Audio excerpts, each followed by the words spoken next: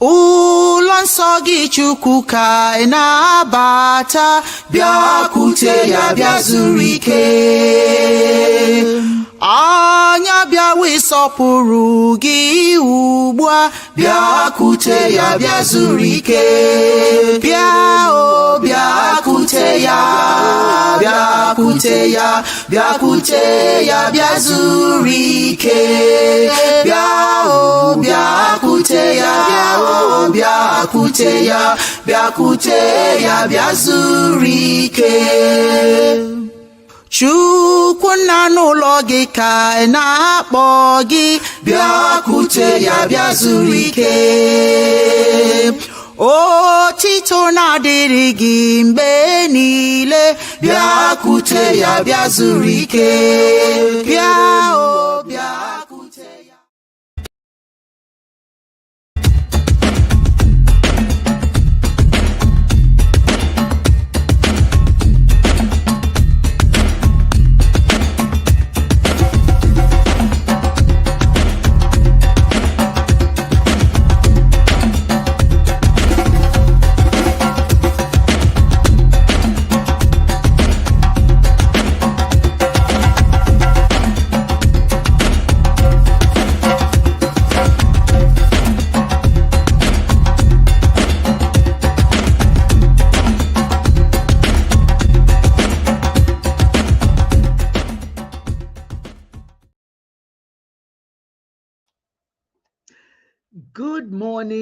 Good morning. Ndewonu, mamano. Onye ọbụla ebe ọbụla unu nọ ka ọ dịrị unu mma. Greetings and welcome to another episode of Chiism Live. I'm your host, Dr. Wanyoho Simere, Okedibia, Dr. Wanyoho Simere. This program is sponsored by the Global Faith Ministries of Chiism, which is a ministry of the Guardian Spirituality, founded by Ahain K.O.K. Onyoha, who has joined the ancestors. He did so over 10 years ago, and we continue to honor what he initiated, and that is the Guardian religion. Today, our focus was supposed to be on African exceptionalism and innovation, which refers to the unique ways in which African countries and communities have developed innovative solutions to address their specific challenges and contexts. This concept highlights how local knowledge, I'm talking about local knowledge, culture, and resourcefulness have led to creative approaches in various sectors, including technology, agriculture, healthcare, and social entrepreneurship.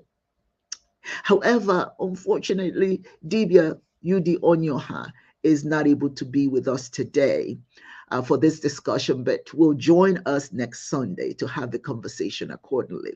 It is a topic that is so precious to him that he wanted to be here to be a part of the conversation. So I hope that you will join us next time. And Dibia Cheodozia has not come into the studio yet. I'm sure that he's going to join us, but if not, I'm sure he will join us next time. There's so much going on in Nigeria right now, so I can imagine, and that maybe that could be a part of the problem with Dibia Chedozia. But today we are going to work on understanding our key spiritual tradition, pouring libations. I had somebody contact me and say, well, I really want to know, what is libations all about? She talked about the fact that there's prayer, the different prayers, Christian, Muslim, all of that, but he doesn't understand what libations is. Well, quite frankly, you can go online and you'll find out what libations is, but nonetheless, it is my pleasure to spend a little time discussing what libation is. Now, overall, the spiritual practice of libations is a profound expression of respect, gratitude, and interconnectedness, emphasizing the importance of community life, community engagement, right? And our heritage and the spiritual realm in everyday life. So today I'm going to invite you to join me as we pour libations today. Now I brought I brought something that I'm going to use today to pour libations, and that is it doesn't quite look, it kind of looks kind of weird here, but it's actually, I think it's the camera or the green screen or whatever is causing it to look like this, but this is actual plant in a receptacle that I want to use to pour libations today. And I always tell people, you know, if you want to practice African spirituality, there's no way you can practice it if you don't engage in pouring of libations, you know. So I'm just going to do a little visuals here, but pouring libations is a very important aspect of African spirituality, you know, because this is our way of connecting with the ancestors. It is our way of connecting with our, you know, personal. We talk about personal ancestors, you know, not necessarily just the collective ancestors, but our own personal ancestors. It is our way to say, hey, we see you, we know you were here, and we want to remember who you are. Now, traditionally, when we pour libations, you know, during festivities, like here in some of the videos, you see Kwanzaa, we pour libations in honor of Kwanzaa. We pour libations when a child is born. We pour libations when somebody is being buried. We pour libations as a means of just remembering who our ancestors are and bringing them to make them a part of whatever we're doing. You know, we tend to just think it's all about us now. It's at the moment is all that matters. No, the past matters, because the past, quite frankly, reminds you of who you are. So you can use whatever receptacle you want, as long as you pour a liquid. Some people use honey, some people use water, some people use whatever to make that connection, spirits even. So that's what's important about pouring of libations. So today I am going to ask you to join me in pouring libations. Like I said, I have this little contraption here, and I'm going to continue to use it as I pour libations. I'm just, you know, doesn't look too very good on camera because, like I said earlier, the green screen and whatever is causing it. But I am going to use a glass of water. We'll use a water, because water is very, very important. So I invite you to plant yourself wherever you are at this moment. You could be in your home, you could be outside. I'm not sure where you're working, where you're watching this program today, but wherever that is, I ask you to come in and take a moment and feel wherever you are, you know, wherever you touch, wherever you're sitting, wherever you're standing, the floor beneath your feet, the walls around you, wherever you are. I want you to take a moment and visualize mentally. Think about the roots of your body. Think about your roots, you know, extending down through whatever space, wherever you are, through the floor, wherever you are. Maybe the carpet, maybe there's concrete underneath you, maybe there's wood underneath you. Just think about your roots reaching toward the water that lies beneath. This is a general, I'm excited about this particular way of explaining pouring of libations. You know, it's quite general. There are people, well, quite frankly, people pour libations differently. There are many people who pour it just, you know, they pour it outside, they pour it in receptacles. I'm pouring in a receptacle today. But as I indicated earlier, wherever you are, plant yourself solidly where you are. Imagine your roots where you are, going deeper into the ground to find water that lies beneath. There's water beneath wherever you're standing. Just think about it, visualize it, or mentally visualize it. Think about that. And as we breathe in, I want you to release the distractions and chaos that God knows there is so much going on in our world, and we need to take a moment and just not even think about it. You know, wherever you are today, I'm sure in the back of your mind somewhere you're thinking about, oh my God, this happened or that happened, or I have to do this, I have to do that. I just want you for the moment not to think about all those things that you have to do, because today you are on a journey. And I want you on this journey to be free of the distractions and chaos. Release it when you inhale and exhale. And we pour libations. We say, Ise. We say, some people say Ashe. I say Ise, which simply means, and so it is. So shall it be. So take a moment and breathe in and breathe out. Breathe out the chaos around you and breathe in the positivity, because that's really what you want, to breathe in positivity. Okay. Many of us right now, I don't know what country you're in, where you're watching from. Many of us have countries that are in turmoil. And you, of course, we all get caught up in that turmoil. So that's the kind of chaos that I know it's not easy to let go.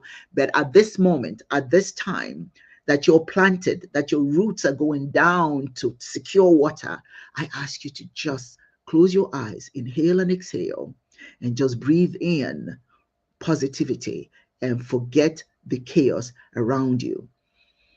Visualize all those distractions flowing into this water that I've got in my hands, or that you have in your hands. And I hope you're pouring libations right along with me, leaving your environment around you clear of distractions.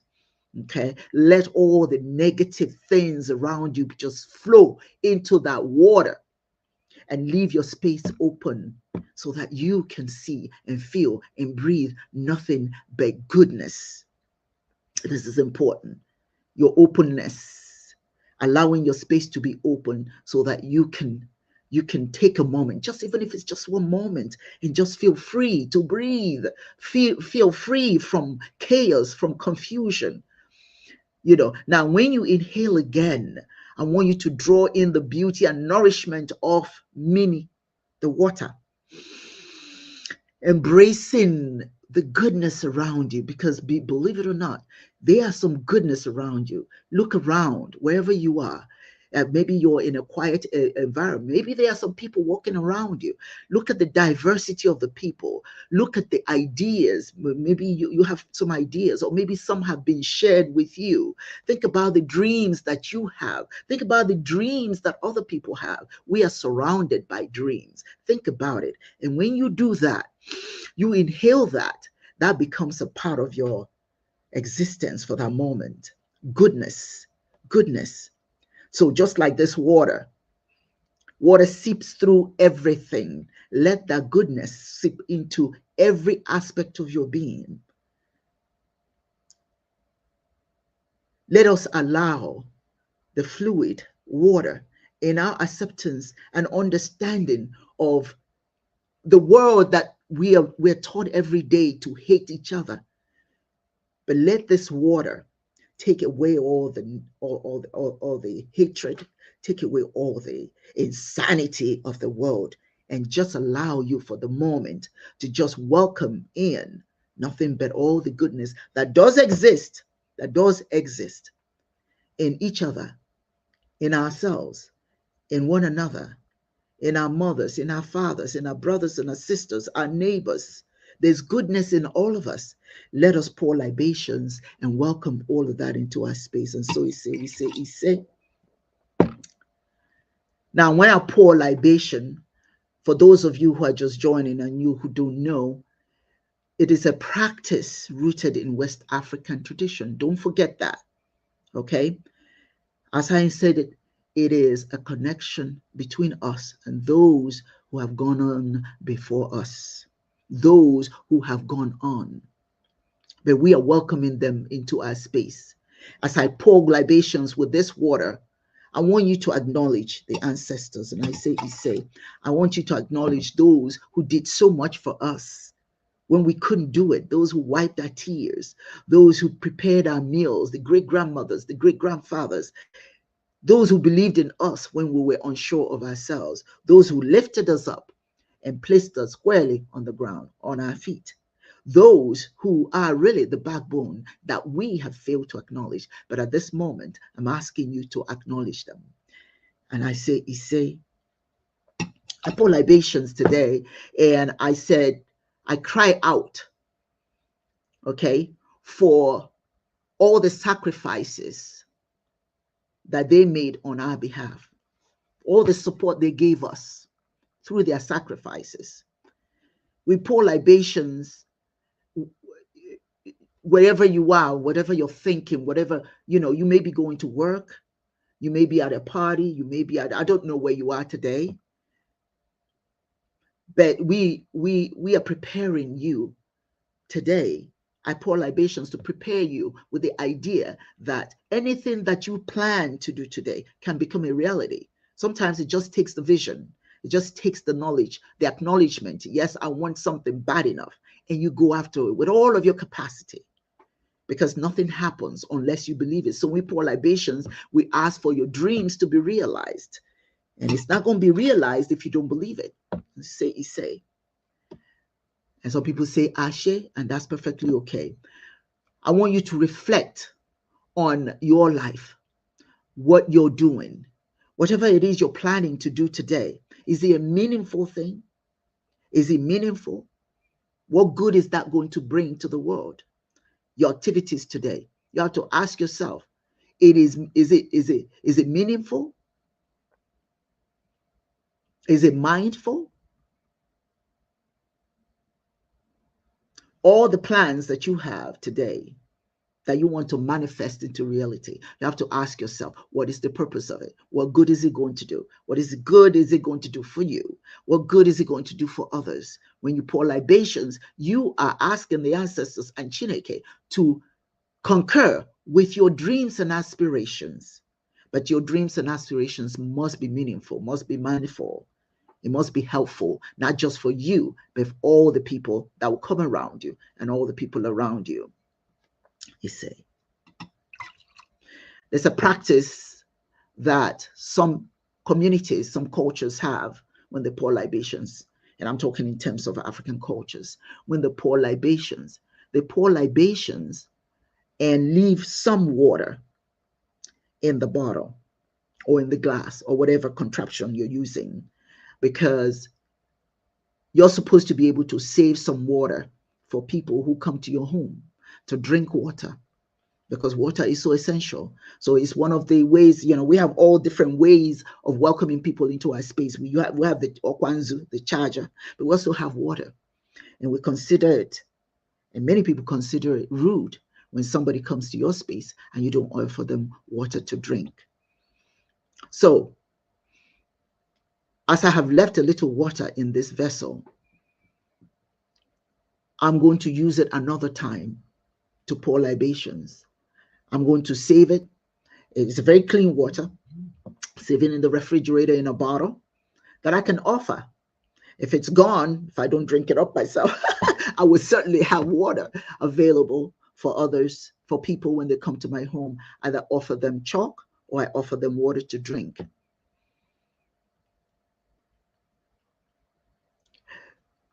All the while that we spend today on Chiism Live, whether we are here presently, whether you're physically with me or not physically with me, I want you to think about who you are going to be remembered as.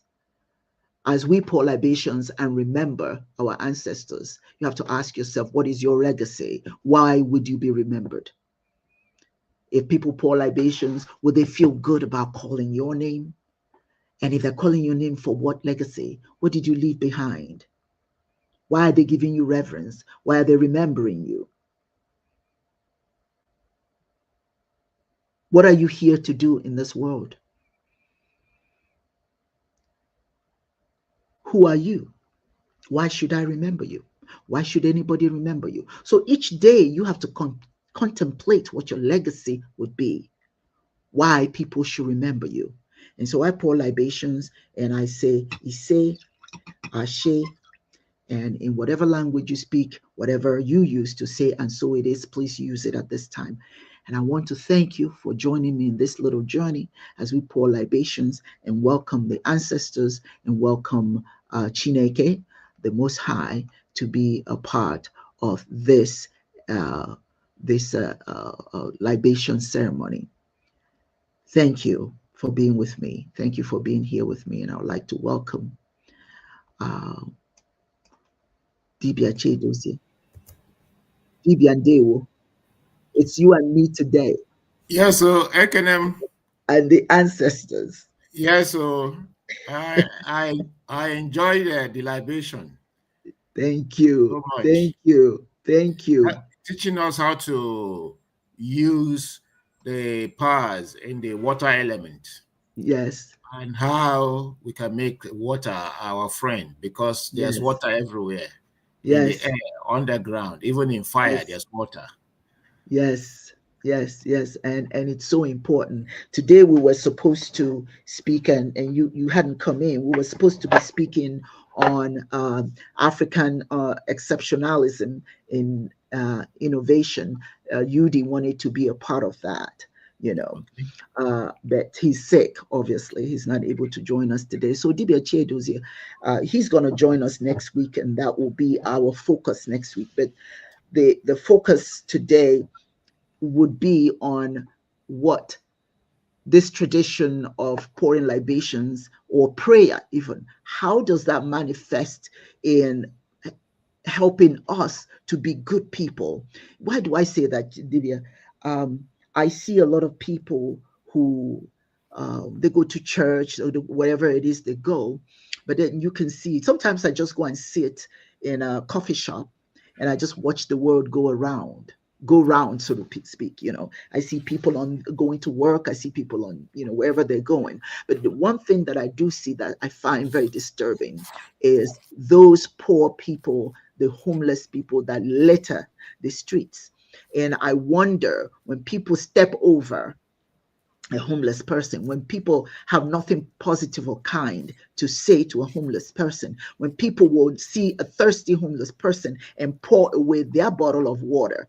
Okay, yeah, I can understand it may not be sanitary to share your water bottle, but I don't think that seeing a hungry or a thirsty person is the place you should pour that water out.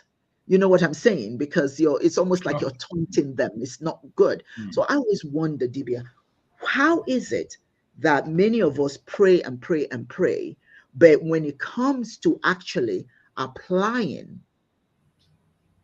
that prayer to a relationship with each other, we find it difficult? Did you know that the person that will give you something is not always the rich person? Sometimes it's that homeless person that will give you water to drink, whatever they have. If they have a little bit of pizza, they're willing to share with you, right? And those are the people that life has been cruel to. So my question to you, Dibia, from a spiritual perspective, perhaps you can explain to the audience, how is it that we do more of asking through prayer than we do of thanking and then showing our gratitude to those who are less fortunate than we are? Talk to me about that. Hmm.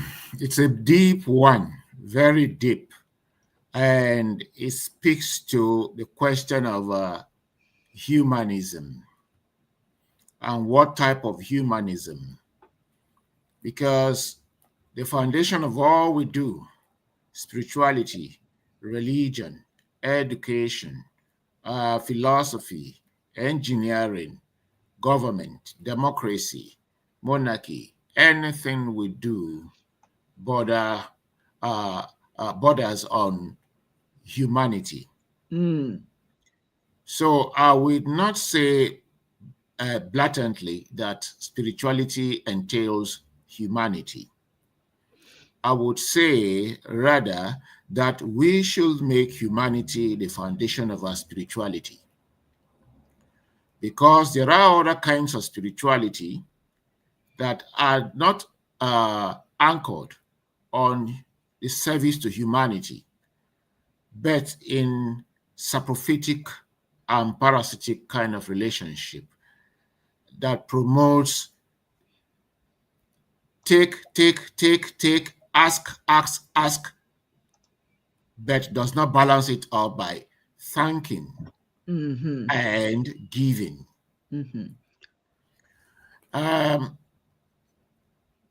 the truth of the matter is that of all the species of beings in the world, human beings possess this capability to demarcate good from bad, bad from good, and also to form a middle line between the two, a balance between the two, which we call virtue, which we call ofonogu, which we call Ubuntu.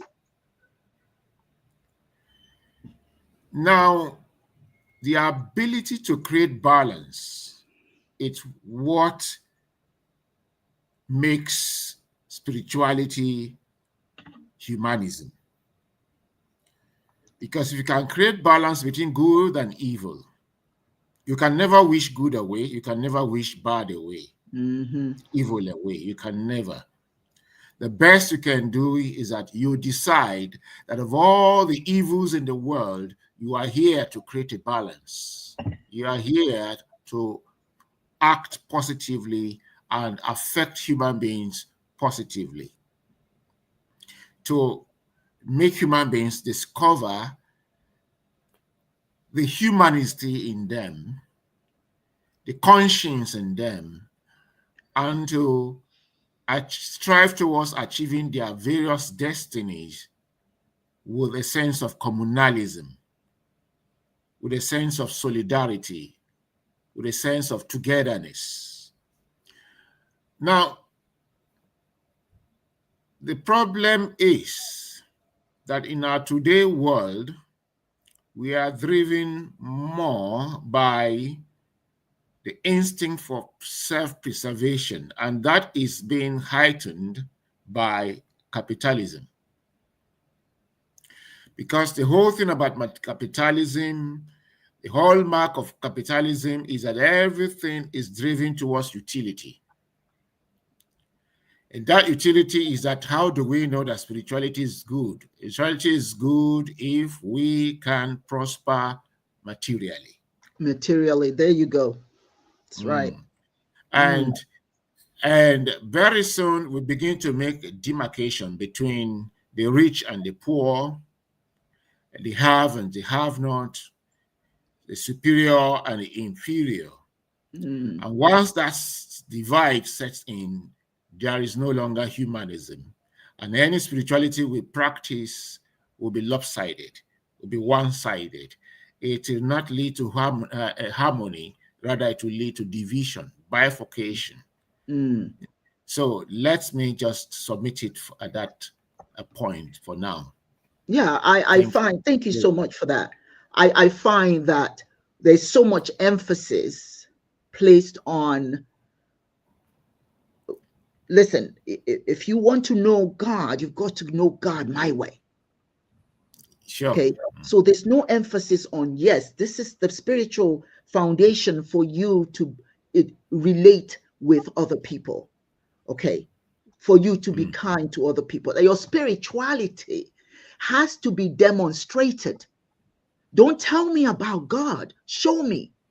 Show me what God means to you. Now, we have a tendency to, and I've seen that a lot, you know, when we pray, Chineke, give me this, I want that. Whereas whatever it is you want, you already have. You just have to you need to show gratitude and then pledge to be the instrument to be used by the Most High to serve others. I personally believe that spirituality must encompass service to others, because this is how you make the world a noble place. That's how this is how you help others. You said something about there's a lot of emphasis on capitalism. That is so true. Yes, go ahead. Dibia, check you are breaking. Oh, you can't hear me? I don't know if I'm the only one that has that problem. You're breaking. I can hear you. I can hear myself. Okay. Let me ask anybody out there who doesn't hear me, please, can you just post that you can't hear me? So we'll see who's I can hear you, but the voice is breaking, season, kind of season. Okay. It ceases just for like Akachi a says brief that second, and Akachi says that she can hear me very well. And yeah, and then Sovereign says she can hear me as well. And then Black Prime Minister says that they can hear me well. So it might be maybe you. it's on my end.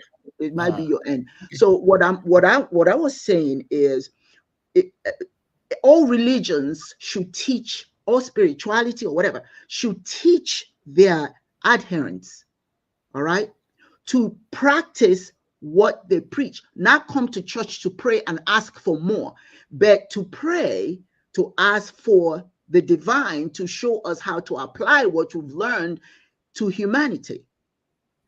I see too much, listen, too much wickedness from people who are spiritual, who are very spiritual, who believe they're spiritual, but they do the most horrific things.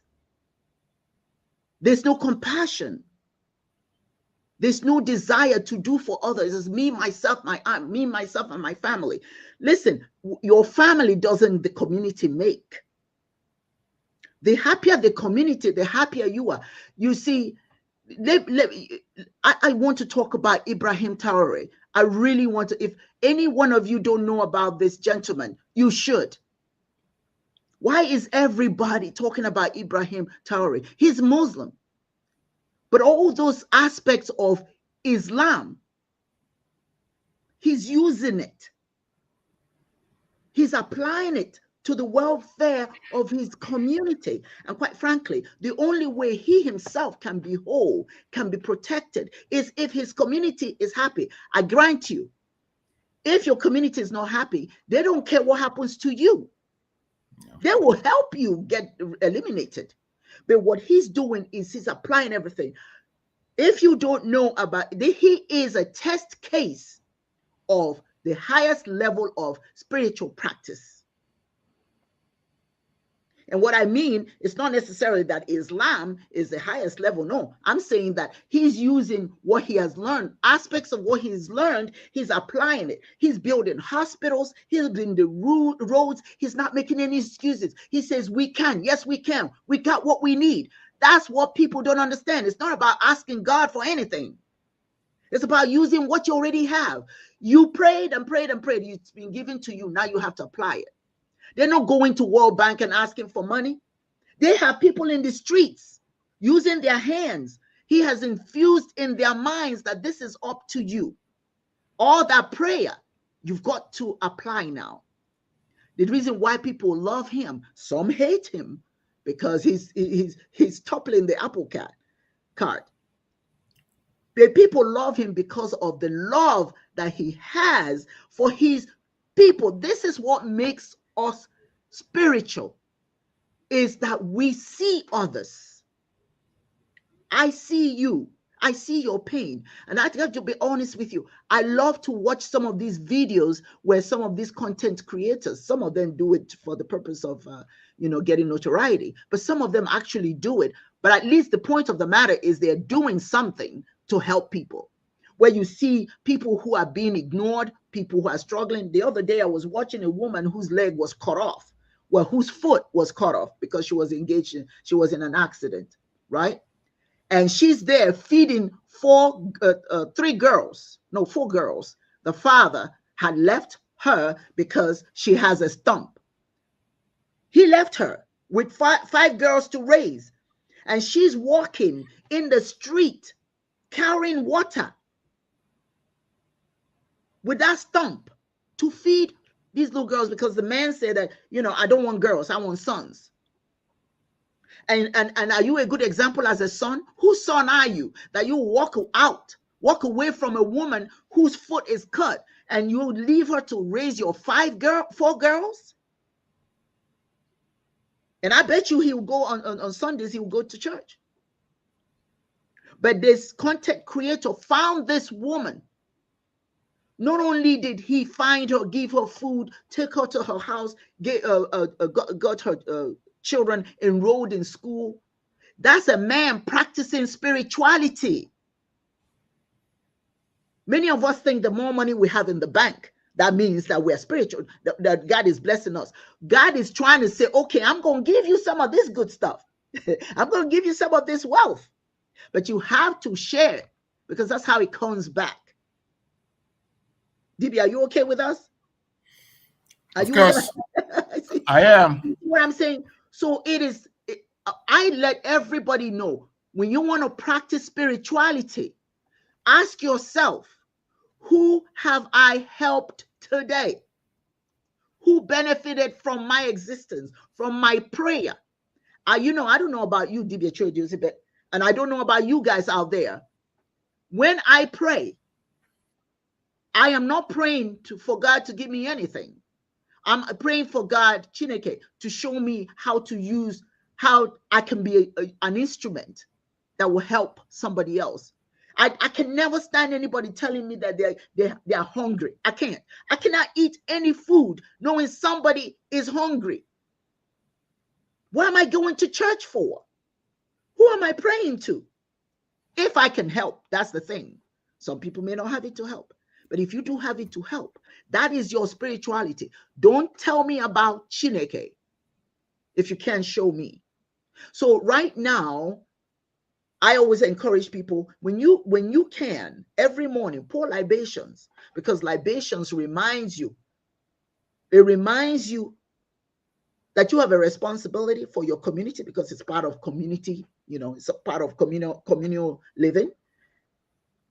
Pour libations and ask the ancestors, what can I do? How do I help? Our world is so messed up, because people are not trying to find out how they can contribute to the well-being of the world. The world is messed up. Money cannot buy happiness for you, and it wouldn't buy happiness for your community. A man was in his house. I just want to share this, and I'll let you talk. A man was in his house, and a woman came, and he could see through the video a woman at his door. She looked haggard. She looked scared. She looked like she was running from someone. She had been running from door to door, and nobody would let her in. She's running from something, but nobody will let her in. She's banging on the door. I need help. Please help me. Everybody turns their, because everybody's focused on their own safety, which is okay to some degree, but nobody stopped to think, okay, she says she's running from something. She looks scared. At least speak to her. Everybody's saying, get away from the door, get away from the door. And then she'll run out. She'll run to the next door.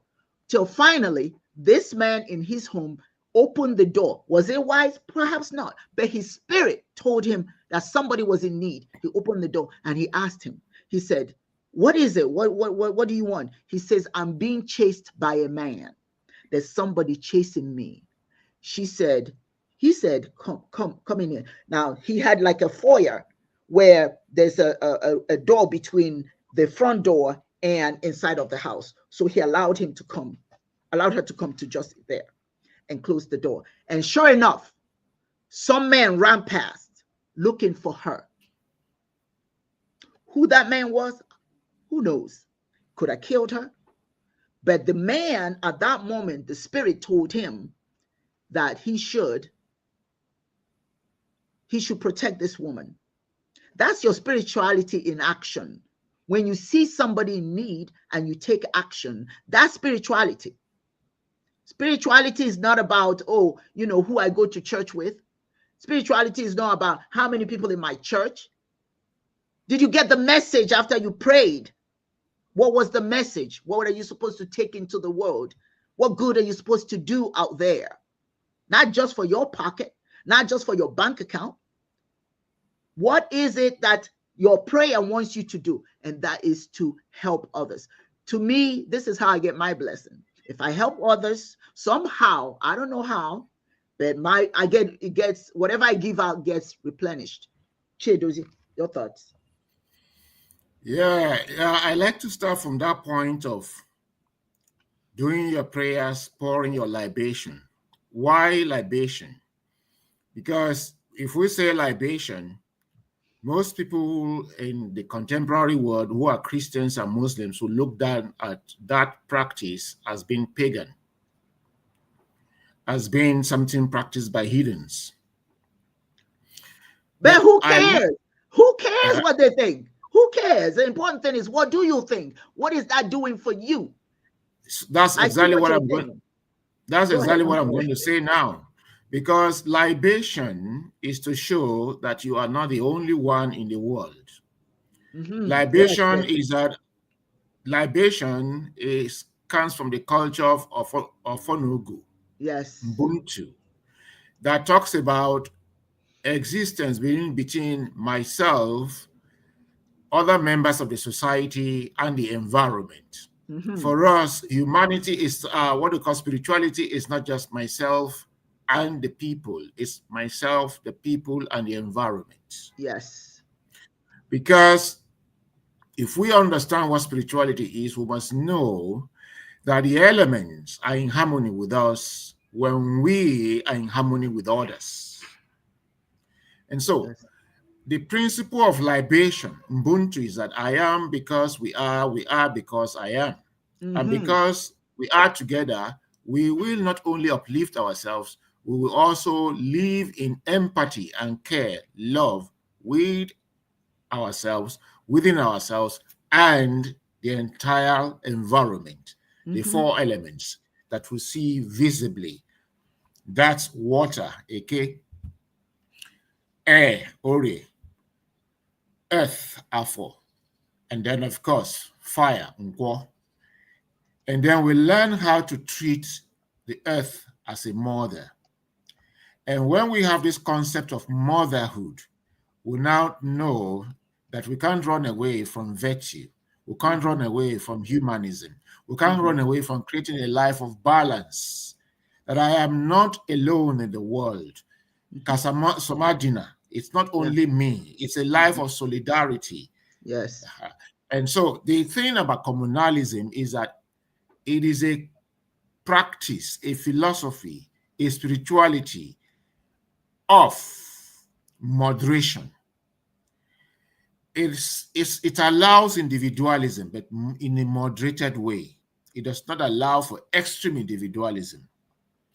It makes room for collectivism, but it does not allow the collective to swallow the individual.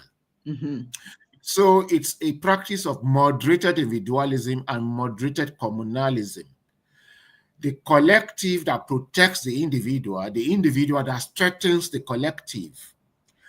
And not only strengthening ourselves to the detriment of the environment, that we live in harmony amongst ourselves and coexist, co-empathize with the environment, what I call eco-coexistence. And so that kind of spirituality operates not on extreme individualism, not on extreme materialism. There's materialism, but it does not allow for anything to be put over and above human beings, over and above the totality of the cosmic essence. And so in that kind of spirituality is a spirituality of give and take. And that is why the order of libation of Onogu is that you start by, first of all, looking at yourself, examining yourself, and coming open-minded. That is why we use Nzu. All right? That's why, that's it there. That's why we use this. That's why there is this. And then the essence of this is life. The life is not just mine. It's the life of all of us. And it's just not the life of all human beings. It's the life of all the children of Mother Earth. The plants, the trees, the elements, the animals. We do not even have the authority to slaughter the animals anyhow, just for impunity. All right? And so the life of balance is based on the principle of purity, was one. And that's why when you are before you pour your libation, you'll say, Ejimogu jidofo. You say, now, so arrow is the principle of responsibility and responsiveness. That's what you call mat in ancient Egyptian spirituality. the principle of balance is Ubuntu. Mm-hmm. I come pure before you, the Almighty. I come pure before you, the ancestors. I come pure before you, the elements. I come pure before you, the great spirits. I have not, out of my own way, developed evil intention, jealousy, plotting how I will undo my fellow human being. If I have not done so, whoever plots against me, let that which he or she plots against me be against the individual. And if I intentionally, deliberately have seen my fellow human being in suffering and I refuse to help, please teach me a lesson so that I will learn the ways of. Now, this is how our forefathers prayed. That's the whole essence of libation. We are calling the spirits of the land, the ancestors, the elements, God Almighty, the entire cosmic force to bear us witness that we are just like one tiny atom in the wholes of the whole. And then we are trying to say that we want to contribute our own little to the improvement, increasing of a totality. That is the principle of Ofonogu, communalism. And that's what libation signifies. So you do not pour libation and just say all you want and not trying to create a balance. If you do so, you will receive the visitations of the anger of the ancestors. Because the difference here is that we are dealing with the Almighty force. Yes. We're not dealing with God as a concept. In Christianity, God is a concept. In Islam, it's a concept. For us, God is not a concept. It's a force. The force you see there operating. It's in everything. And so when you pour libation, you are awakening that energy. And if you do anything wrong, energy does not operate with emotion. What you give, you receive. That's why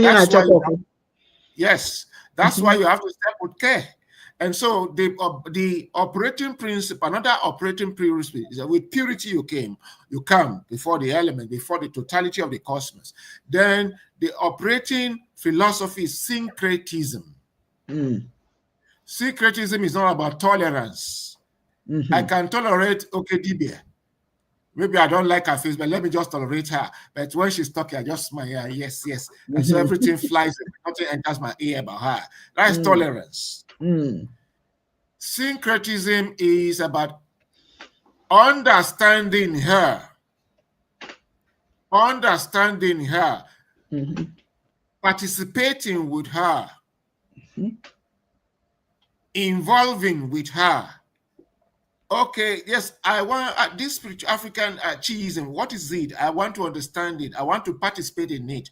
But it does not mean I have forgotten my own Islam or I have forgotten my own African spirituality. Yes, I participate with you. In participating with her, she's also participating with me. Yes. So when we get to involve, we intermingle, we interconnect. Understanding comes in, acceptance comes in, and then coexistence comes in. That's the whole foundation of syncretism. But that is not the foundation of the spiritualities of today. Syncretism is not based on I alone. I alone should be the star that will shine. Syncretism is that I, as a star, I will shine and I let other stars shine. And we will cooperate in building bridges across. That's syncretism. It does not say we should abandon who we are. It says remain who you are, but like all waters that flow into each other. That's right. Yes. And the Yorubas will say, there is no atom of water in isolation on earth. Every atom of water is connected to another. There is no single atom that stands alone. Every atom connects with another atom and several other atoms. Mm-hmm. And that is why, and every atom constantly does its own bit to strengthen the whole. And exactly the amount of contribution it makes in contributing the whole and in stabilizing the whole is exactly the volume of energy it receives back as balance. That is the foundation of communalism, syncretism, doing my bit to straighten the whole. Yes. In the process, the whole, when everyone does, you said that you do not know how. The cosmic will balance you. Yes. And you don't know when you don't know when you'll be on the other side and need that help. You know? So that's the way it operates. But it's a pity that the spirituality we're practicing today are the spiritualities that are based, one, on racism, discrimination, ethnicism, pursuit of mammoths, conquest, spirituality based on conquest, winning souls. Yes. As soon as any spirituality is based on proselytizing or proselytization, converting people. African spirituality does not convert. Syncretism does not convert. No. Syncretism says, be who you are. Welcome. Let us practice our humanism together. Let's empathize, let's participate, let's intermingle, just like the waters are waters. Atlantic Ocean is Atlantic Ocean, but it flows into Indian Ocean. Indian Ocean is Indian Ocean. It flows into Pacific Ocean. Pacific Ocean connects with Arctic Ocean. Arctic Ocean connects with Atlantic Ocean. That is how it is. Without your individuality, you cannot connect. But your individuality should not be extreme. Yes. Can I share this with you? This is. Go ahead. Finish up. I'm so sorry. Hello? Go ahead. Yeah, go ahead. Yeah. So our ancestors, let me say that because we think we are wise today, we think in our contemporary world, we know more than our ancestors did. So let me say our ancestors in their naivety, let me put it that way, understood the world deeply than we do today because they were not troubled by the pursuit of mammoths. Yes. They were not troubled by international conspiracy. They were not harassed by conquering religions. So they had all the time to imaginatively harmonize with the world, with the spirit force of the universe. That's right. And they built a system based on that understanding. Yes. And the best we can do and the most we can do is to keep talking it, keep saying it, so that others will see the beauty in Chiism. Yes. That is the only thing we got to sell. We got to give, not sell, give to the world. Yes. The day African spirituality dies, humanity is lost forever. Yes. Thank you. Say it again. Say it again. You know, I put this here to share the OTRA, Organization of Traditional Religions of Anthropos. When it's just African religions that are meeting, we call it the Organization of Religions of Africa. But when you have different religions coming together, then you have of Anthropos, you know, Organization of Traditional Religions of Anthropos. So this particular conference is going to incorporate different religions. Okay, different religious leaders are going to be there. Okay, I was going to share you the order of the presentations, but it's too tiny. It's not going to show up here. But all the different religions we have about 8 religions that will be represented that day, and all their heads. And what I told them is, this is not about you coming to convert anyone. That's not what it is. It is, we're talking about world peace. The world is so messed up right now that we think that we can get peace through the gun, the barrel of a gun. It never works. It may stall for 2, 3, 4 years, and then it comes again. Okay, because it was used, the gun is used to stop the weaker person, right? Then the victor thinks, okay, well, I won. Yeah, you may have won for the moment, but that's why wars are continuously coming up. It never solves anything. Do you understand? So, and as we have warring religious factions as well, people who think my way or the highway. I've heard people insult African spirituality, as something that is, is witchcraft, is this, that, and the other. Okay, you cannot derive peace through that kind of concept. If you don't know about someone else's religion or spirituality, you should learn about it. And so in this conference, we're asking people, come on out and share your concept of peace with us. We're not here to change who we are. We're not here for you to change who you are, but we want to hear your concept of who your religion is, what it is you're going to, how do you add, how can you create peace in the world from the constructs of your religion? What aspect of that can we add to our repertoire? What can I borrow from you and add to what I already know? Don't come there to say that everybody else is wrong and you're right.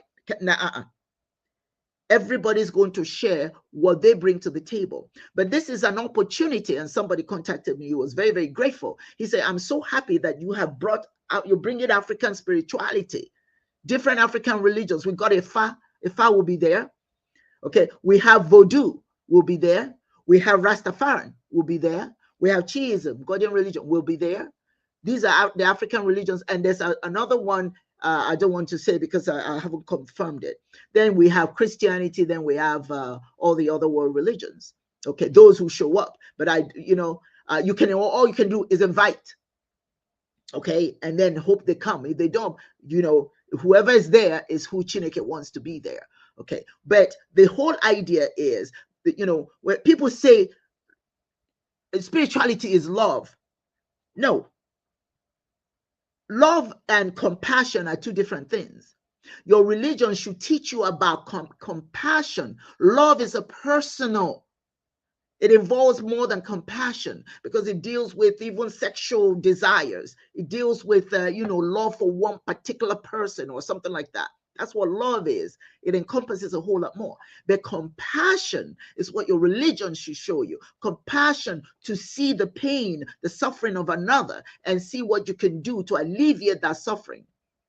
There's a song that we sing, Nike Chuku. I can't sing, my voice is kind of raspy today. Nike Chuku, Alekali Gebili. By the grace of Chineke, the struggling shall rise. What do you think that means? Your spirituality is supposed to teach you the compassion to be the one to raise that person, to make sure that that person rises. Saying that Chineke will make the person rise is missing the point if you're waiting for Chineke to do it. It's you. You are that instrument that should help that Alekali to rise. It's your responsibility. So when somebody says to me, oh, love, yes. What part of love are we implying is necessary for dealing with the total humanity? Because love is a little bit more extensive than compassion. We should learn compassion. We should learn compassion. That's what our spirituality should teach us, compassion for other people. I watched a video, and like I said earlier, I love to watch some of these videos because it tells me about human interpersonal relationships and where a particular group of human beings, or maybe an individual, is at that moment. There's a woman who, she just had a medical procedure and she wanted to put gas. She was at a gas station. She wanted to put gas in her car, but the medical procedure was, for whatever reason, did not work right. So she couldn't stand up. So she's standing, she's actually sitting by her car with the door open and she's asking for help. Everybody passed her by. She's sitting by her door. She's got $10. She said, can you help me put gas in the car? Help me, please. Nobody will help this woman. I guess what really really got me is looking at when you see people in all their grandiosity, looking all well dressed and all that stuff, but you say, where is that mind at? What makes anyone walk past an old woman sitting by her car with $10 in her hands begging for help? It took a police officer who came and saw her and asked her, did she need help? She said that she needed help. She said, I'm not asking for money. I just need somebody to help me put gas because for some reason my leg is not letting me stand. So he put gas in her car and helped her up to get in her car. But people were walking past an old woman. So I asked, where is the compassion? Because when you keep telling people that love is the most critical aspect of your spirituality, you forget that people love sometimes is so personal. You see what I'm saying? It's so personal that some people can't apply it to someone outside that they don't know. But what they should know based on their spiritual calling is compassion. The ability to see someone, see the pain of someone, the frustration or confusion or whatever that's going on around you, and be able to say, hey, what can I do to help? That's how you reach out to people that you're not very close to, is through your compassion. Love is important too. Yeah, of course, there's no two ways about that. Love is important, but love is, like I said, it has to do with a whole lot more, than having compassion to help. It deals with your emotions, and sometimes if you don't have any emotional connection to someone, it's difficult for you to show love. So our religions should teach us about empathy. Okay, teach us how to have empathy towards one another. You see, so I mean, it's something that it'll take a long time to discuss everything that has to do with spirituality. But my focus right now is to remind ourselves that spirituality requires you to practice what you preach. If I have $1 and you need 50 cents, that means I have 50 cents and you get 50 cents. If I can't give you the whole dollar, at least I can keep some portion of it. But if that 50 cents will help you in any way, then it's okay for me to give that to you. Because guess what? Chineke has a way to say, okay, I used you as an instrument today. I'm going to need you as an instrument tomorrow. So I will replenish you so that you can do my work again. That's it, my people. But African spirituality reminds you, Madubuchibe, we are God to each other. So it is not and when I see I was at a gas station a couple of years ago, and two women were fighting. Dibia Chedozie, they had themselves, they were tearing their clothing. Their breasts were all hanging out. And people were taking pictures. Mm-hmm. And I guarantee you, every Sunday, everybody there taking pictures goes to church. But that's why I say what your spirituality should teach you is compassion, empathy. Sometimes love is too emotional. It's too grounded in law, affection for somebody that's close, somebody you know. But to accommodate people you don't know, you have to learn compassion, empathy, so that you can reach out. So nobody helped these two Black women tearing themselves apart, wigs everywhere. I mean, the braids are torn off the hair on the floor. People are laughing, breasts hanging out. Where is the compassion?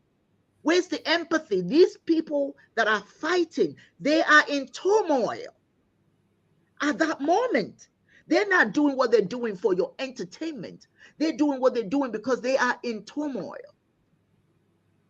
They want to hurt each other.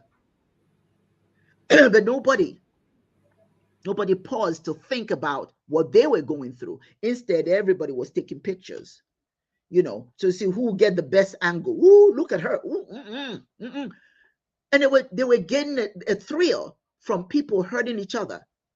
I've seen so many videos of people beating up on each other and somebody saying, get him, kick him, you know.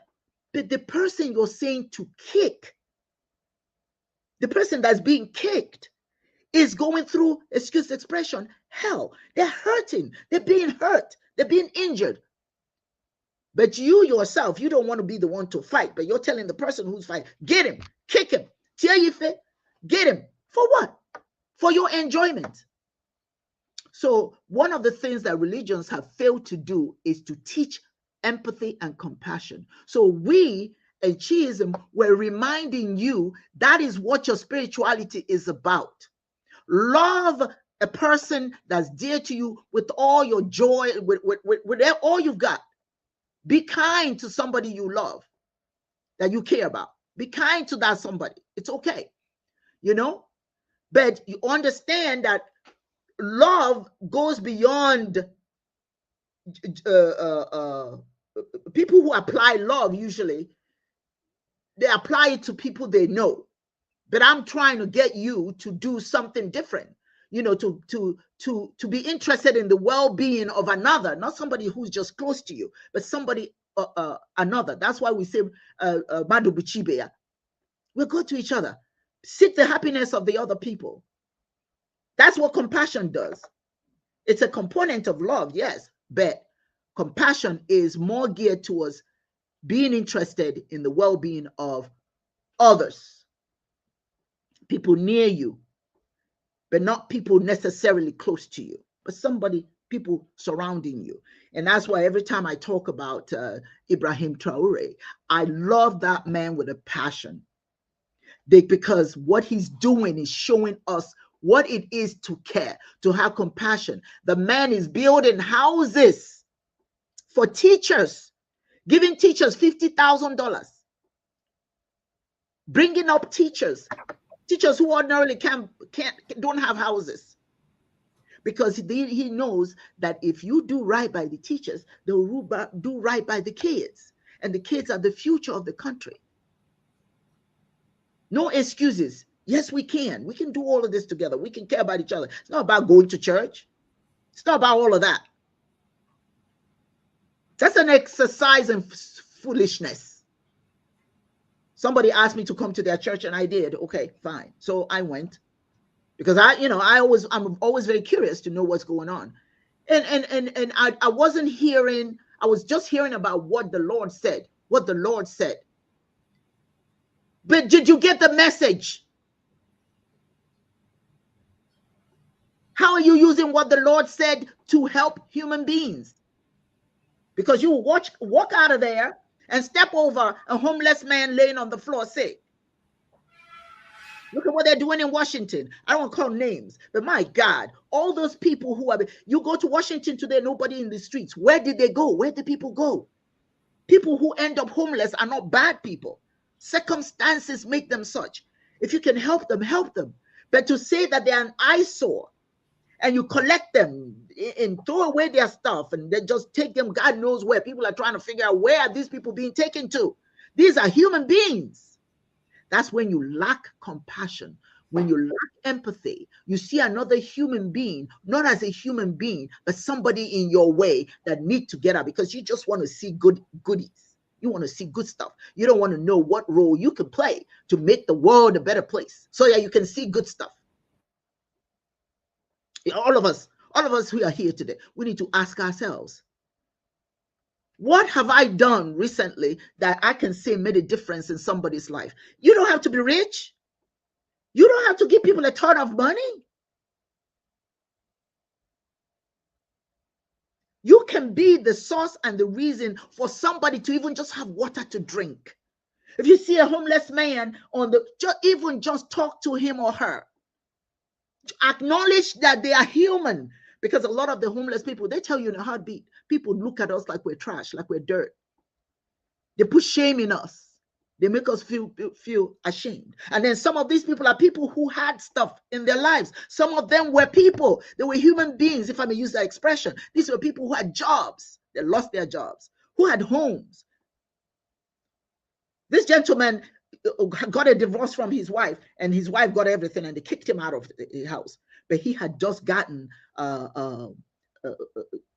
accepted by I think it's a basketball or football team, you know, in another state. But he has the opportunity for his life to change. He's going to play pro sports. But because they kicked him out and he had no money, he's standing there for days begging for somebody to buy him an air ticket so he can go and not lose the opportunity that God has given him to play pro. It took one man who came there. He was a YouTuber, and just told him, "Oh, I have a ticket for you, but you've been parked here for a while. So now you've been recognized as somebody that needs to be ticketed. So we're giving you a $500 ticket." He said, "Man, I'm struggling here. I'm trying to get to, I don't remember what state he said he wanted to go to." He said, "Well, here's your ticket." So when he gave him the so-called ticket, it was $500, exactly what he needed for his flight. So this guy just like that, and when he thanked Chineke, you know who he was thanking? The guy who allowed himself to be used by Chineke to do the work, to bless him. So for me, Dibia Chiedozie, I'm just saying to my folks, us as African people, our motto has always been Ubuntu. Is that a song? Eh? Yes. If it's good for me, it's good for, if it's good for you, it's good for me. If it's good for and me, if it's good for me, it's good for you, because yes. we used to share. Yes. Because it was communalism. Yes. Everything was shared. It was extended. Yes. And we also say that a child is for the community. Yes. Yes, it belongs. We know whose parents the child is, but yes. the child is not just the child of Dibia and her husband. Yes, the children bear your name, but they are our children. They belong to because the community. Whatever they do affect us positively or negatively. And so everybody is a parent, every adult is a parent, and every child is a child. That's our practice. That's so right. that way we know that the good that comes to one person will go around every other person. We also do know that the harm that comes to one person will go around everybody. So nobody is left alone. Yes. And no one is left in isolation. And of course, I've read some papers that state that when the Europeans came to Africa, the Arabs and the Europeans came to Africa, they saw this system. They saw that they knew that the only way they could penetrate us was to destroy it and give us their own in replacement. Yes. And once you bring in a foundation that is not based on African spirituality and use it to anchor African activity, what you're going to have is disarray, dissociated minds. That's what we have today. And like Kelvin Kosi Anyaun, I didn't meet him here. I think the year I came, he left a year before I came into University of Lagos. But he wrote somewhere in one of his articles, he said, African leaders may hobnob after Eastern socialism or Western capitalism.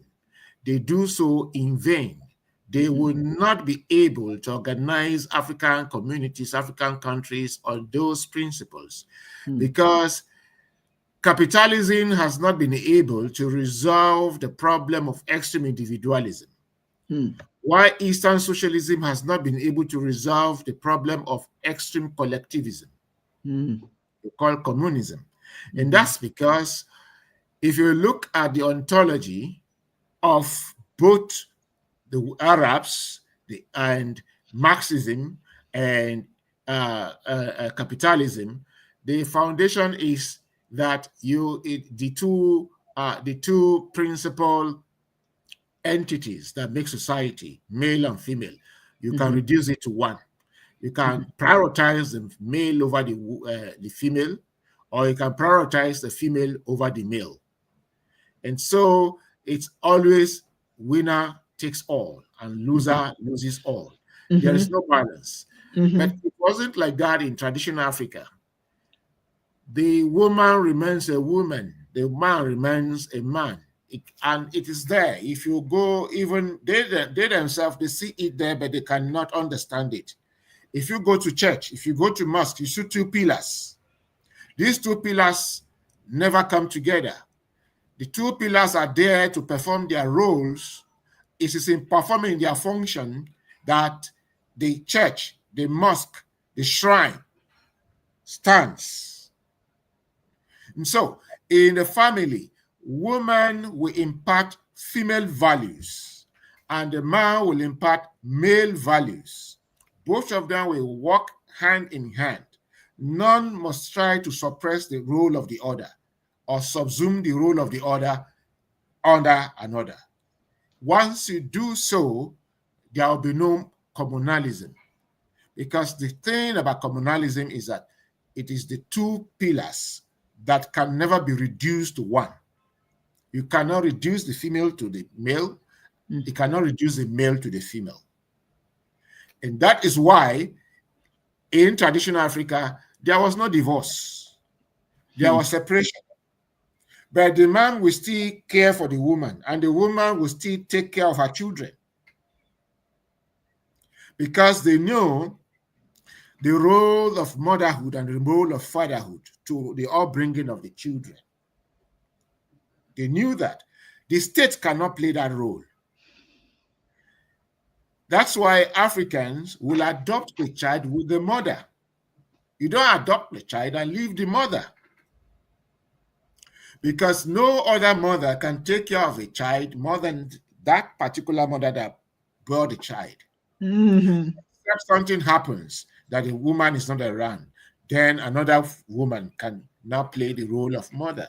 And so for us, there's always those two irreducible pillars. And both of them must understand their roles. None must subsume the other. You just play your function. And that's why girls are brought up to know everything that a woman, the values of woman in the society. And the males are brought up to know the values of the male in the society. And the male are also made to understand the value of the female. You cannot hijack it. That was why in traditional Africa, there was nothing like housewife. That you call housewife is a whole lot of duty, more Herculean than any duty. And they knew it.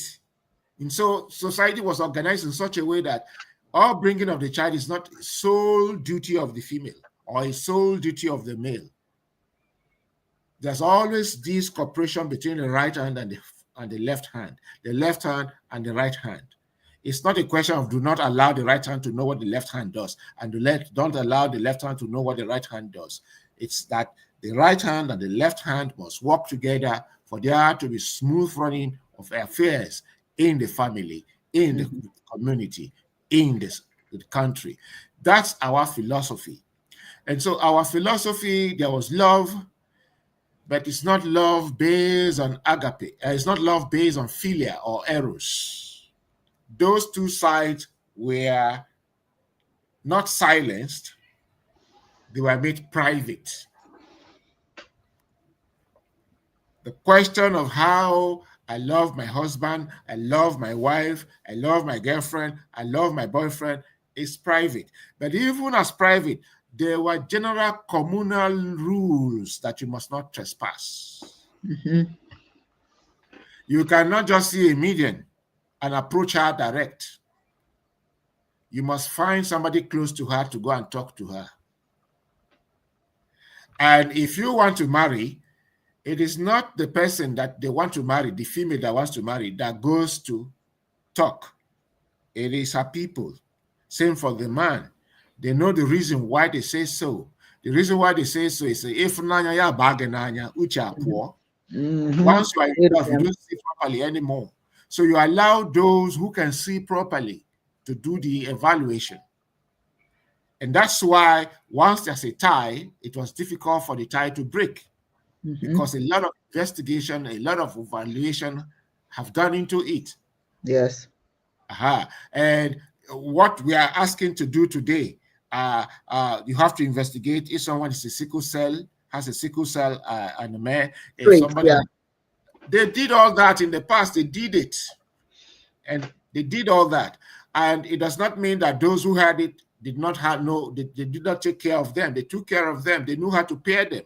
So they will not pair two sicklers. Mm-hmm. They will pair a sickler and one who is AA. Mm-hmm. And they will know, okay, from this woman, you cannot have more than 2 children. They make it a law. So that you will produce at most AS instead of SS. Yeah. All right. So they knew all that. All that we are trying to do today, we are preaching out of love. So the emphasis about love is a compassion, like you've said, should be the engine room of love. Because love encompasses eros, it encompasses philia, then there's agape. The one that people like Joseph Fletcher will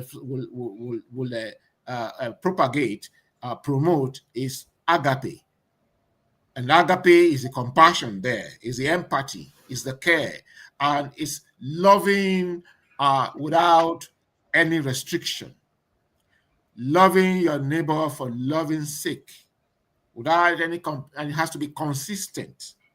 But in my own further analysis, I say that love without the principle of justice, because justice talks about balance. Law without the principles of justice, innocence, equity will make no sense.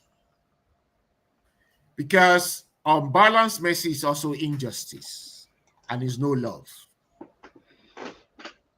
There's a question there for you, Chief. Yeah. You want to answer that question? All right, let me see it. Akachuku says, is there a concept similar to Ma'at in Igbo spiritual philosophy? I have my own thoughts on that. You go ahead. Of course, I've said that before.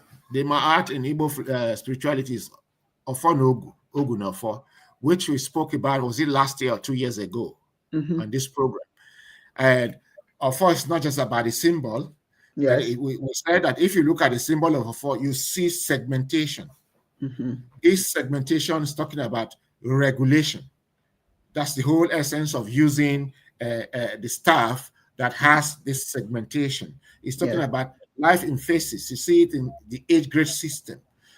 And that every age grade have particular function or functions they perform. So once it has your own segment, do your function. You find it in Confucianism as the principle of Tao, the Tao of childhood, the Tao of motherhood, the Tao of fatherhood, the Tao of governance, the Tao of being a teacher, being a leader, being a medical doctor. Perform your function. By performing your function, your duty, society will progress. And so ancient traditions emphasize duty over rights. The problem of the church today is the emphasis on rights. My right, my right, my right, my right. And when you ask for my right, then you start asking my miracle, my miracle, my miracle, my miracle. So all that they go to church to do, most churches today, is my miracle is on the way. Oh, my own miracle has come. Wait for your own. And so, myself and one of my senior teachers used to, when I was a student teacher, and I followed him to class, he used to say, he said, look, the whole thing about religion is that where religion, he was making evaluation of Christianity and Islam. And because he also met with Ahai, and he wrote some article, 1 or 2 or 3 articles on Gordianism. Then it was Gordianism. And so his criticism, using Gordianism to criticize Islam and Christianity, he says the problem he has with Islam and Christianity is that they do not function where they should. They only function in the church arena or mosque arena. Everybody is the other keeper. So in the church arena or mosque arena, if you stepped on my toe, oh, sorry, oh, brother, you're my sister. But once we're there, once we're out of the church arena, out of the mosque arena, you could easily slap that same person if he stepped on your toe. Mm-hmm. And then I remember in one of the lectures, he said the place he expects that the church principles and the mosque principles should function is, for instance, in the marketplace, there is a woman pregnant with a baby strapped on her back, pulling one by the right and another one by the left, and complaining that she and her children, they don't know the father, where the father is, and they have not eaten for 3 days. And she herself, being pregnant, has not eaten for 3 days. They should help her. Instead of helping that woman, Christians and Muslims will say, shoot, don't bring your bad luck to us. Don't bring your bad luck to us. But what he expects at that point is that that particular woman should be called in by the market women and given, first of all, taken care of, give them food, she and her children. Without asking question, you find a place for her and say, okay, can you be selling gari? What can you sell? Gari or rice? We can be supplying you 1 bag. If you finish, you take the profit. Over time, you can be managing here. What about your children? The market women should gather money and say the children must go to school. Now, that's what used to happen. Because if the child does, if any of the children goes useless, it affects the whole society. If any of the children becomes armed robber, you don't know whose other child it will affect. And so that's how we have built an unhealthy society whereby all of us now begin to siphon our children abroad and only to bring them back to impose them to become leaders and build walls again around them, quarantine them in government houses and government quarters. And so they govern the people without knowing what happens with the people. So that's the kind of thing we have built for ourselves. And so the math you're talking about is the principle of Ofonogu, Ogunafo, and it's the same thing as Ubuntu. But I, as a person, I like to talk about Ofonogu and Ogunafo because we do not talk about only Ofonogu. I am because we are because I am. In Ofonogu, there is a middle line of Alo. And what is that?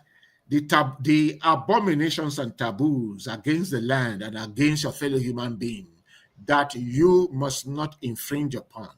If you observe what you call Unsoala, we are taboos against Mother Earth. So there are general taboos against Mother Earth. For instance, it's a taboo to insult a pregnant woman. Yes. It's a taboo for you to chase a pregnant woman, she runs. It's a taboo to talk rudely to a pregnant woman or tell her things that will shock her and the baby gets aborted. When a woman is pregnant, you don't say bad words to her, no matter how good or bad her manners are. If you can tolerate her enough to impregnate her, then you must tolerate everything she does until, in other words, the child inside the womb feels what happens to the mother and around the environment. Yes. That is why bringing up, living with a woman who is pregnant, you must take everything they do and make sure you take care of them. That's one. Two, you do not kill any animal that is pregnant. Even poisonous viper, if it is pregnant, you don't kill it. You do not take a pregnant goat to market. Everybody will shout, arrow. It's a taboo. Because you are trying to decimate, you're trying to decimate that particular species. Because the whole order of Ofonogu is that you must preserve humanity and preserve the environment. And that's also what my art is about. You know, your relationship also with your community. Your community. So that's what it is. So now if you go to alo, that alo is the thing that makes you to keep it's about the virtue, because virtue is about creating temperance, a middle line, balance, moderation between the extremes. That's what alo is.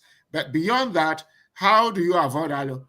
The sense of responsiveness and responsibility. That's alo. So that when you see what is evil, that's exactly where OKDB started with on this program, you see what's an eyesore to the community. Instead of photographing or videoing, you should solve the problem. Like the two naked ladies fighting. Instead of taking it as something for entertainment, it is the duty of those around to go there and separate those ladies, find out what is the problem. And if it's a social problem, then you begin to talk about how to solve that social problem so that such incidences don't occur. And we do know that in our traditional society, it was an eyesore for anybody to fight, male or male, male versus male, female versus female, male versus female. It's an eyesore. It's not allowed.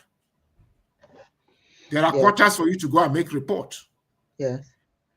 But I'm not saying that in such society, there are such things that you should not fight. But when it gets to a point that people decide to make caricature of events that are eyesore to the society, brings disunity to the society, instead of you to think of how to solve the problem, you now make it a point of something you can exploit, make a TikTok video out of it, make money out of it. So that's the danger of prizing any other thing over and above humanity. Yes. Once you take anything, prize it over and above humanity, you will use humanity to service that particular thing.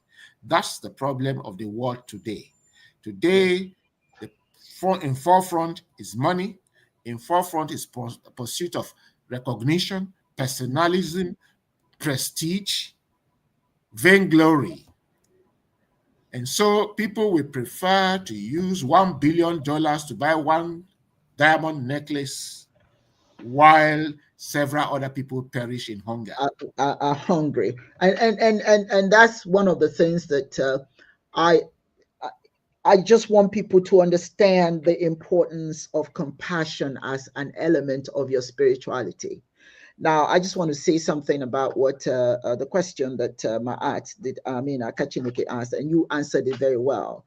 And that is do you have the equivalence of Ma'at in Igbo spirituality, which is Ofonogu, But Ofonogu is a symbol of truth, as you indicated, truth, justice, honor. That's the symbol. And as a matter of fact, when a king is walking by, I don't know what they're called that walk with them. You know what? Yeah, okay. They walk alongside either the high chief priest or something like that. They walk alongside with them with Ofonogu.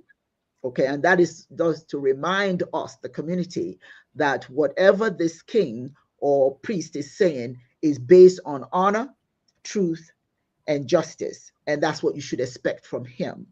And now Ma'at was a symbol as well, but it was an actual woman that exemplified or lived truth, justice, honor, and all that. So she's a reflection of that. Okay. So it's quite similar, and most cultures do have such similar, it's nothing necessarily unique to Egypt. It's certainly other cultures that have that. But there's this particular comment here that I do want to make from Black Prime Minister. Thank you for sharing that. She says that a pregnant woman is not supposed to argue and fight. She is a fool. I had such a person in my family, and she had a miscarriage. I can imagine that if she's fighting and arguing, and to some degree, that may initiate a miscarriage. But I think it's also very, very important that we know, unless you have been pregnant, okay, or your circumstances, okay, okay, pregnancy is a whole different story if you've never been pregnant. And pregnancy, if the environment is very supportive, all right, can cause a lot of pregnancy can cause a lot of pain, a lot of frustration, a lot of cause and reason for you to lose your mind sometimes, you see. So if a woman is arguing and fighting, certainly she shouldn't do that. But the question would be, what's causing her to do that? There may well be a reason for it, not necessarily that the person is a fool, but more so that that person, perhaps the condition of pregnancy is impacting her physiologically and mentally. There got to be a reason why she's fighting. Certainly, common sense says you should not fight. You shouldn't fight if you're pregnant. For God's sake, you're very vulnerable, and certainly the child is vulnerable as well. Now, this comment is from, let's see, it's from Akachineke. What is the role or symbolism of the python in Igbo spiritual philosophy? From what I'm learning, it's positive. Could you unmute yourself, Dibiache Dozie? Unmute yourself. I can't unmute you. Unmute yourself. There you go.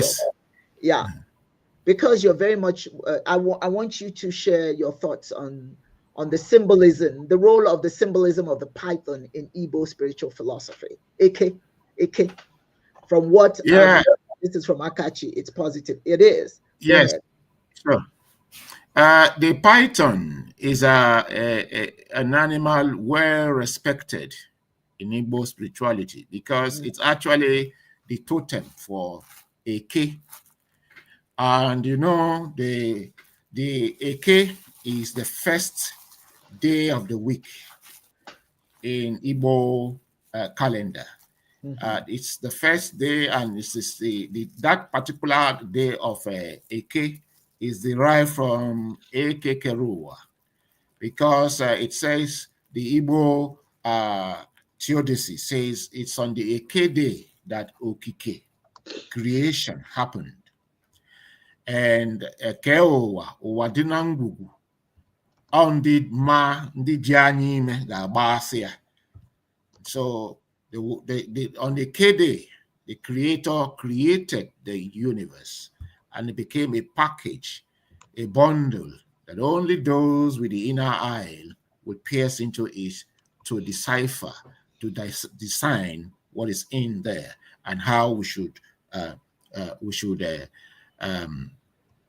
operate in the world in which we live. And how we should operate in this world that we live in is what we have talking about as of Onogu, Mat, Ubuntu. The Yorubas who says Watun Wosi. That's weigh it by the left, by the right, weigh it by the left to the middle point. Okay, and so on and so forth. Now, the Eke Day is important because it's, if you look at it by how we eat our food, our traditional food of swallow, we first of all condition it. Okpoko. I don't know if Akachi experienced that. In my time, as I was growing up, they give us fufu and soup. And so when we roll it like this, then when we roll it, we form the ball, okpoko, then we put a hole in it, and then we take the soup. Now, that process is Ike, and Ike here, Ike do here. That's like creating, configuring what exactly I want to do. That's, I am creating, I am configuring. And that's what Eke represents. Now, the python as a totem of Eke is symbolic because it conditions its food before it swallows. And as it conditions it by wrapping itself around it, stretches it, and prepares it for swallow. In the same way, we prepare our own fufu, mold it, form your okpoko, and then we swallow. And then if you look at that, the python is considered a highly spiritual animal. Especially the female python, because the female python is a carrier of the children And so it's very large, like 2 or 3 times larger than the male python. Now, because of the way it operates, for the Igbo, the lion is not the king of the jungle. The king of the jungle is a python.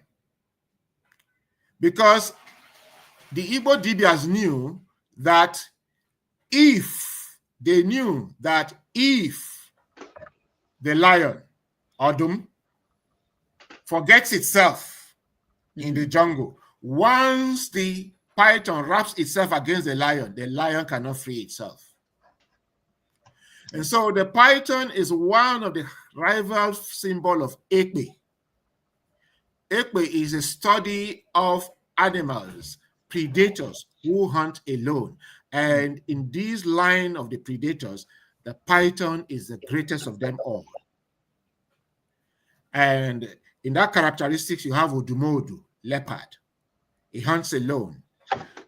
But it does not have the slickiness of the python. And so the python is awesome. It's a muzzle on its own. And the way it operates is such a way that it takes every of its predators, small and mighty, by surprise. And once it wraps itself around that particular prey, God help you, except you have another helper to chase the python away. If not, that particular entity is gone.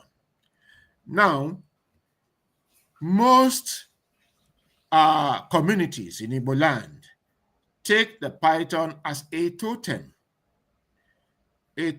of protection.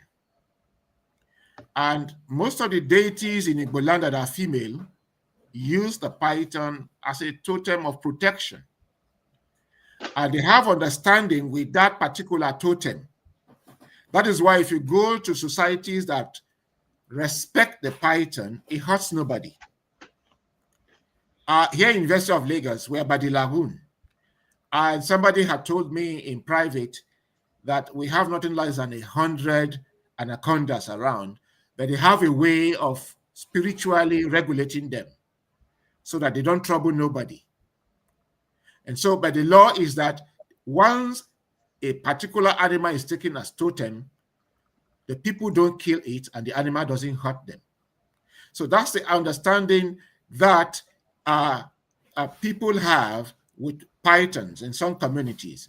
I do know that for the area that Okedibia come from, Mkporo to Abriba area, you also have what you call the order of the python. You have the order like that. And so they study the mannerisms of these animals, use them for governance, use them for war and other things. Yes. And so we can keep on talking about the python. It's a very important animal for us. It's not just an animal to be put in the zoo. It's an animal that we use as totem. It can live with the people, protect the people, and the people have understanding with it, and it represents the symbol of creation and creativity. That's it. That's right. That's very true. Very true. Very true. Well said. And in my community, AK is so powerful, and when it sheds its skin, right, it because it represents fertility, the continuous life. What is that? Life is a cycle. Yeah. Okay. Recycling, reincarnation. That reincarnation. So that if you're lucky to see the skin of AK, you don't throw it away. You know, it becomes, people would do some whatever, however they work it so that they can hang it, right? It's very symbolic. You know, it's based. It promotes the concept of power, truth. There's so many other things associated with it. I don't have all that, but I know that definitely fertility is a part of it, and wherever AK is, AK is one of, like you said, it's one of the sacred animals, just like the turtle. The turtle is very sacred in the sense that the turtle is very wise. People know the turtle as a wise, animal. And so when they use it, when they refer to it in storytelling, it's usually stories that deal with wiseness. AK also is, creation, as it pertains to creation, as it pertains to fertility, all that sort of thing is associated with AK. It's a very powerful, very sacred and powerful animal in our, in African spirituality. There are so many other symbols, but definitely AK is one of them. Okay, AK is one of them. Another, believe it or not, another animal, though very tiny, that's associated with courage is the mosquito. Tell me more. How? Yeah, mosquito. Is it because he had the courage to propose to the ear? Yeah. Well, the story goes that the mosquito is, quite frankly, one of the insects that most people fear, because it's so annoying. It doesn't quit. If it wants something, they, like if somebody is very determined to get something, they say, this one is like mosquito. Yes. This one is just another mosquito, because they don't stop until they get what they want. The story goes that the mosquito had lots of beautiful pottery, and people used to come from far and wide to see the pottery. But then, unfortunately, a cow, a man that was walking a cow, stepped on his pottery and broke it and walked away and would not come back to pay for it. So the mosquito followed that man and in the ear saying, "When, one with them, come and pay for my pottery, damaged pottery that you broke." And that's why it follows you, win, because unless you pay for its pottery, then it will continue to bother you. Okay, so they are just some animals that, and that's our connection with nature. We believe in nature, so there are certain aspects of nature that we use to particularly when you teach children, to teach them a lesson. They will tell you, be like the mosquito, don't give up. Never give up. Be like Angunta. What do you call mosquito in your language? Aunta. Angunta. Another animal is the water dragon, the dragonfly. Okay, yeah. The dragonfly is associated with knowledge, because I think I've shared this before, and Akachi say she must be a mosquito. She doesn't give mosquito, that's right. Okay, what about there are some other animals that have similar characteristics as mosquito. There's this one you call chinchi, bedbug. Bedbug. Chinchi. And I don't know. There's this I was trying to tell you about the water dragon. The water dragon, and I think I told this story before, where we went to Nigeria with some very educated African American individuals. We had doctors, we had lawyers with us, and all of that. So we went to the village and we went to the stream. And after a while, it was quite clear. There was no rain or anything, right? Nothing that could indicate that it was going to rain. But the children started running and they started cutting, ede, akuko ede. What is a cocoyam? Cocoyam is, it's big like an umbrella. They use that for umbrella. Yeah. So they were cutting some of those and running with it, like they had umbrella. And we thought that was ridiculous. What are they running? They told us, run, it's going to rain. Of course, we thought that was ridiculous because we didn't see any rain clouds or anything. But just as quickly as those boys, it was mainly little boys, they were running, it started raining. It just started pouring rain. So we asked, how in the world did they know that? The gentleman told us the reason why is because they watched the dragonfly. The dragonfly usually has its wings open. But anytime that it brings it down, it's because it smells rain. Because the rain would damage its wings, so it would have to bring it down. So when you see that the dragonfly has the wing down, that means it's about to rain. So, find shelter. We didn't know that, but those kids knew it. But that is that connection with nature, that African spirituality feeds off of. So I thank you so very much for that contribution, and I think this was a very good opportunity to speak about our spirituality a little bit more, in extended form. If you have any more questions you want to ask, please do so. Let me just something that's funny here. Akachi said that she dreamt that she was engulfed in pythons and she was not afraid. Good for you. Good for you. But she says that she did swallow, but you swallowed the python and chewed it or something. Well, that's interesting. I love that. That means she should she's like a goddess. Yeah, well, you see, Akachi. Well, her name is Akachi Naked, God's hand. That sort of thing. So anyway, I would like to thank all of you for joining. I have a meeting that's coming up, a Zoom meeting coming up in about 5 minutes. So this is going to end a little bit sooner than noon. But I want all of you to, I thank you very much. And I hope you learned something today. And please remember to always pour libations. That is our way of connecting to our ancestors.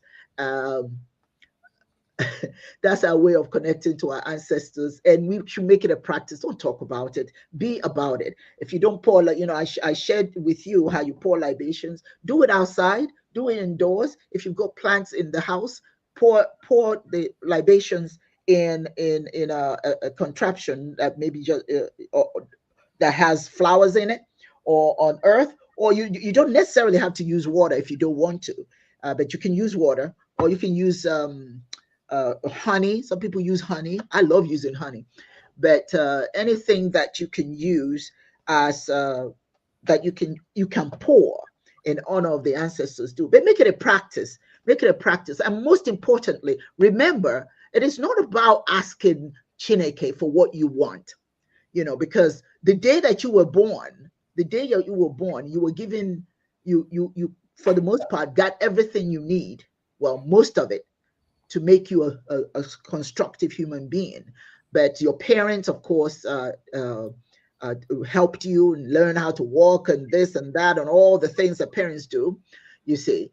Okay. But as you go through your life's experiences, your life journey, part of what we expect you to do is to give thanks for what you already have, and then find out, what can I do to make my society better? Because when all is said and done, a society is a collection of people, not one person. One person does not a society make. So just because life is good for you does not mean that you're going to have a good society. You have to find what you can do. And that's why here we go again. I love to talk about what I see. What I see going on in Burkina Faso is just so awesome. People actually applying, the knowledge that I've got. We can do this. We've got what it takes to make this world a better place, make our world a better place, without depending on foreign interests and all that stuff, which the foreign interests don't always come with the objective of helping the people, but to take from the people. So the people now are saying, okay, we got this. Their president is saying, we've got it, we can do it. So that's part of what your spirituality is supposed to teach you. Yes, you can. You've got what you need. Thank Chineke for what you've got. Not just give me. Thank Chineke, and then be that instrument that Chineke uses to serve humanity. Remember, a happy humanity, a functional humanity, makes you also a happy human being. Yes. Yes. That's Akwachi. Gratitude requires the brain in awesome ways. Okay, okay. Yeah, it engages the brain as well. I suppose that's what you're trying to say. But we have to get away from this Eurocentric way of thinking. Ask, gimme. No, you already got what you have. And that's why we say monachiso. I walk with the power. Power is already there. All I have to do now is enact your glorious self in self-reliance. Self-reliance. Self-reliance.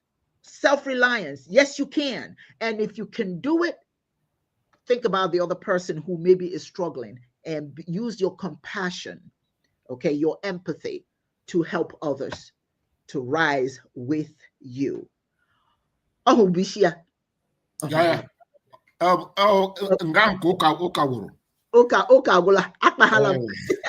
Divide there one mama.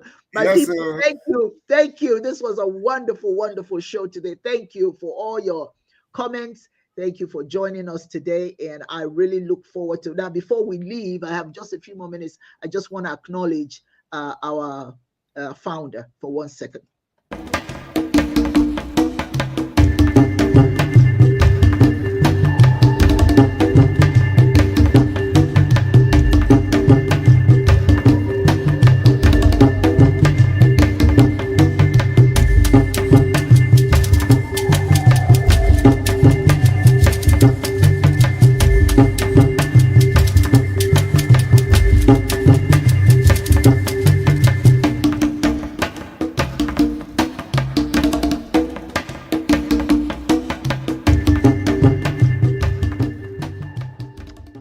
Yes, we give thanks for the life he lived, and we give thanks that Ahaike Uke Onyoha reminded us that we've got everything that we need to work with. And he lived his life full of compassion for others, full of empathy. To him, everybody was the greatest African of the 21st century, 20th century. Nobody was beneath him. Nobody was above him. And that is what we try to emulate, to be as he did. And that is to love, cherish, honor, respect, and become tools necessary for doing Chineke's work. Ladies and gentlemen, it's been a pleasure. I want to thank all of you for being here and joining us. And I hope that you will join us next week when UD would actually join us. Because like I said, he wanted to be a part of the discussion about African exceptionalism in innovation. And so thank you, Akachi. Thank you for being here and all your comments. We appreciate you tremendously. Thank you, Black Prime Minister, for all that you shared today. Thank you so much, Nzeribe. Thank you, Sovereign. Thank you, Mecca, etc., etc. Thank you all for all your participation today. And we really, truly look forward to seeing you come back again next Sunday. You guys take care. Agazia. And so it is.